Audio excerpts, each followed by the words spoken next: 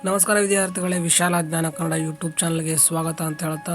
ಇವತ್ತಿನ ಒಂದು ವಿಡಿಯೋದಲ್ಲಿ PGCET ವಿದ್ಯಾರ್ಥಿಗಳಿಗೆ ಒಂದು ಎಕ್ಸಾಮನ್ನು ಎಕ್ಸ್ಟೆಂಡ್ ಮಾಡಿರುವಂಥದ್ದು ಏನು ಅಂತ ತಿಳಿಸ್ಕೊಡ್ತಾ ಬರ್ತೇನೆ. ವಿಡಿಯೋನ ಕೊನೆವರೆಗೂ ನೋಡಿ. ನಮ್ಮ ಚಾನಲ್ಗೆ ಇದುವರೆಗೂ ಸಬ್ಸ್ಕ್ರೈಬ್ ಮಾಡದೆ ವಿಡಿಯೋ ನೋಡ್ತಾ ಇದ್ದರೆ ತಪ್ಪದೆ ಸಬ್ಸ್ಕ್ರೈಬ್ ಮಾಡ್ಕೊಂಡು ನಿಮ್ಮ ಸ್ನೇಹಿತರಿಗೆ ವಿಡಿಯೋನ ಹೆಚ್ಚಿನದಾಗಿ ಶೇರ್ ಮಾಡಿ ಅಂತ ಹೇಳ್ತಾ ವಿಡಿಯೋ ಶುರು ಮಾಡೋಣ ಬನ್ನಿ.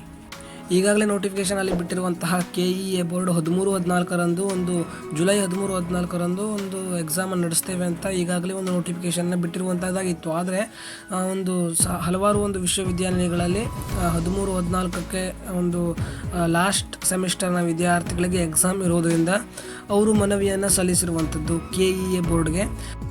ಮನವಿಯನ್ನು ಸ್ವೀಕಾರ ಮಾಡಿದ KEA ಅಂದರೆ ಕರ್ನಾಟಕ ಪರೀಕ್ಷಾ ಪ್ರಾಧಿಕಾರ ಜುಲೈ 13-14ರಂದು ನಡೆಯಬೇಕಿದ್ದಂತಹ ಒಂದು PGCET PG ಲೆವೆಲ್ನ entrance exam MSc MBA MCOM ಎಲ್ಲ ಒಂದು ವಿದ್ಯಾರ್ಥಿಗಳಿಗೆ ನಡೆಯಬೇಕಾದಂಥ ಒಂದು ಎಕ್ಸಾಮ್ಗಳನ್ನು ಪೋಸ್ಟ್ಪೋನ್ ಮಾಡಿರುವಂಥದ್ದು.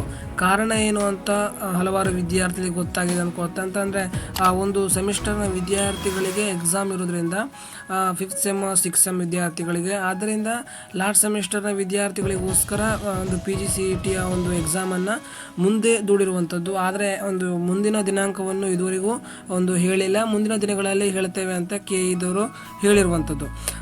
ಸದ್ಯಕ್ಕೆ PGCET ಎಕ್ಸಾಮನ್ನು ಮುಂದೆ ಹಾಕಿರುವಂಥದ್ದು. ನಮ್ಮ ಚಾನಲ್ಗೆ ಇದುವರೆಗೂ ಸಬ್ಸ್ಕ್ರೈಬ್ ಮಾಡದೆ ವಿಡಿಯೋ ನೋಡಿದ್ರೆ ತಪ್ಪದೆ ಸಬ್ಸ್ಕ್ರೈಬ್ ಮಾಡ್ಕೊಳ್ಳಿ.